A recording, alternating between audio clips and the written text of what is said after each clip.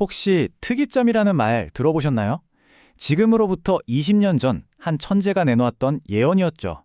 당시에는 그저 공상과학 소설 취급을 받았지만 지금 바로 우리 눈앞에서 현실이 되고 있는 이 엄청난 아이디어, 레이 커즈와일의 예언 속으로 지금부터 함께 들어가 보시죠. 한번 상상해 보세요. 20년 전에는 그냥 SF 영화에나 나올 법한 이야기였어요. 그런데 말이죠. 만약 그 모든 게 우리가 생각했던 것보다 훨씬 더 빠른 속도로 현실이 되고 있다면 어떨까요? 바로 이 질문이 오늘 우리가 풀어갈 이야기의 가장 중요한 시작점입니다. 자, 이 엄청난 예언을 한 사람이 누구냐면요. 바로 레이 커즈와일입니다. 이분 그냥 평범한 미래학자가 아니에요. 21세기의 에디슨이라고 불릴 정도의 천재 발명가거든요. 커즈와일이 2005년에 내놓은 타임라인을 한번 보세요. 2029년 인공지능이 인간처럼 생각하게 되고 2045년 드디어 인간과 기계가 하나가 되는 특이점이 온다. 와, 솔직히 2000년대 초반에 이런 말을 들었다면 에이 무슨 영화 같은 소리야 하고 웃어 넘겼을 거예요. 그죠? 네, 바로 그거예요. 당시 분위기는 딱 이랬습니다. 망상에 빠진 기술 낙관론자의 판타지. 특히 AI 기술 발전이 지지부진했던 소위 AI의 겨울 시기에는요. 커즈와일의 예측은 거의 무시당하거나 보시는 것처럼 그냥 웃음거리 취급을 받았죠. 자, 그런데 시간이 흘러 지금 상황이 완전히 바뀌었습니다. 지난 몇 년 사이에 정말 말도 안 되는 일들이 벌어졌잖아요. 이제는 커즈와일의 시간표가 망상은커녕 어쩌면 너무 느리게 잡은 거 아닐까 하는 생각마저 든다니까요. 바로 얘네들 때문이죠. 챗GPT, 제미나이, 퍼플렉시티. 이름만 들어도 다 아시겠죠? 불과 몇 년 전만 해도 상상 속의 개념이었는데 갑자기 이런 괴물 같은 AI들이 나타나면서 우리 모두가 그걸 직접 써보고 체감하게 된 거예요. 정말 순식간에 세상이 바뀐 거죠. 아니, 어떻게 이렇게 갑자기 발전할 수 있었을까요? 커즈와일은 그 비밀이 바로 이 수학 가속의 법칙에 있다고 말합니다. 이게 뭐냐면 기술 발전이 계단 오르듯이 1, 2, 3, 4 이렇게 차근차근 가는 게 아니라는 거예요. 그게 아니라 2, 4, 8, 16 이런 식으로 한번 탄력받으면 걷잡을 수 없이 폭발적으로 성장한다는 거죠. 우리가 왜 이렇게 세상이 빨리 변하지? 라고 느끼는 이유가 바로 여기에 있었던 겁니다. 이 그래프를 보시면 딱 감이 오실 거예요.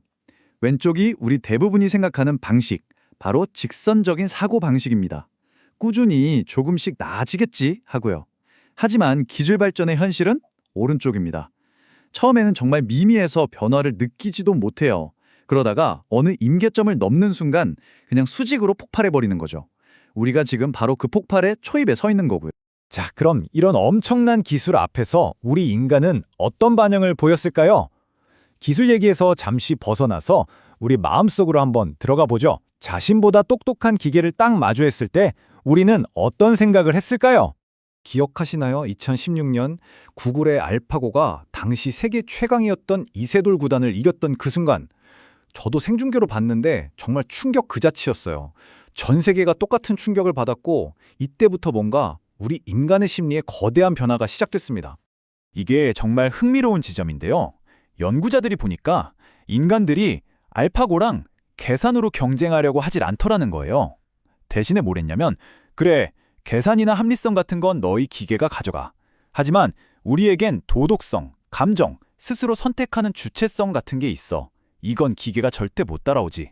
하면서 인간만의 고유한 영역을 새로 만들어낸 거죠. 일종의 정신승리 혹은 보상 전략이었던 셈입니다. 그런데 바로 여기서 소름 돋는 질문이 생기죠. 만약에 인공지능이 우리가 마지막 보루라고 생각했던 그 도덕성, 감정, 주체성, 이 영역까지 넘보기 시작하면요. 그럼 우린 대체 뭐가 남는 걸까요?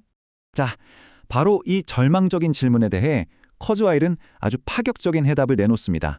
기계한테 우리의 자리를 뺏기는 게 아니라는 거예요. 오히려 그 기계와 우리가 하나가 되는 겁니다. 커즈와일의 관점에서 보면 우리가 지금 느끼는 이 불안감, 이 정체성의 위기는요, 끝이 아니에요.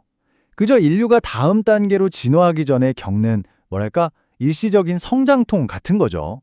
공상과학 영화에서나 보던 마인드 업로딩, 커즈와일은 이걸 구체적인 3단계로 설명합니다. 먼저 우리 뇌의 모든 연결망, 즉 커넥톰을 완벽하게 스캔해서 지도를 만들어요. 그다음 우리의 기억, 감정, 나라는 존재 자체를 디지털 데이터로 변환하는 거죠. 그리고 마지막 3단계. 이걸 클라우드에 업로드합니다. 그렇게 되면 나는 더 이상 육체에 갇힌 존재가 아니라 수천 개의 복사본으로도 존재할 수 있는 하나의 파일이 되는 겁니다. 정말 상상만 해도 어마어마하죠? 물론 여기에 대한 반론도 만만치 않습니다. 책에 등장하는 카산드라라는 인물은 이런 의심을 제기해요. 아니 사람 뇌에 뭘 씹는다는 게 그렇게 쉬운 줄 아세요? 그 규제 장벽만 해도 어마어마해서 실제로는 엄청나게 오래 걸릴 겁니다 하고요. 굉장히 현실적인 지적이죠. 하지만 커즈와일은 여기에 이렇게 대답합니다.